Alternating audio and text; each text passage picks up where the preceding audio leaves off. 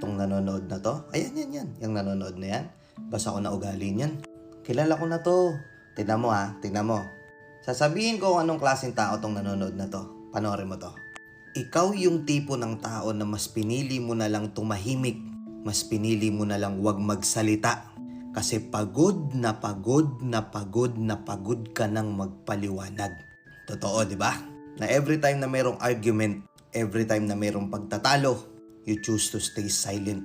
Yung halos na master mo na nga yung silent treatment eh. Kasi alam mo sa sarili mo na kahit magpaliwanag ka, kahit sabihin mo yung part mo, yung side mo, hindi ka rin naman nila pakikinggan. I-invalidate lang din naman nila yung part mo. Na kahit gaano kaklaro yung pagpapaliwanag mo about sa part mo, about sa side mo, hindi ka nila pakikinggan. Napagod ka na lang. Tapos tinatak mo sa puso't isip mo, nahaya mo na. Huwag mo na lang patulan. Ikaw to, 'di ba? Huy! Ikaw 'yon, oo. Hindi lang sa relationship, kahit sa pamilya mo. Sa asawa mo na laging siya na lang yung tama. Ini-invalidate niya yung opinion mo.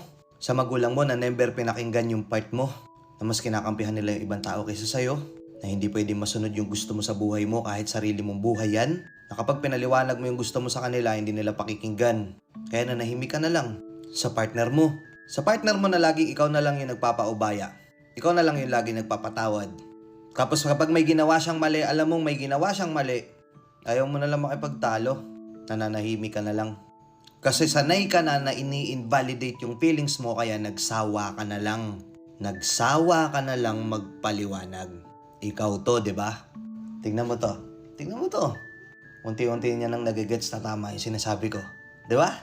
Bago matapos tong video na to, may tatanong lang ako sa'yo. Hanggang kailan na ikaw yung magpapaubaya?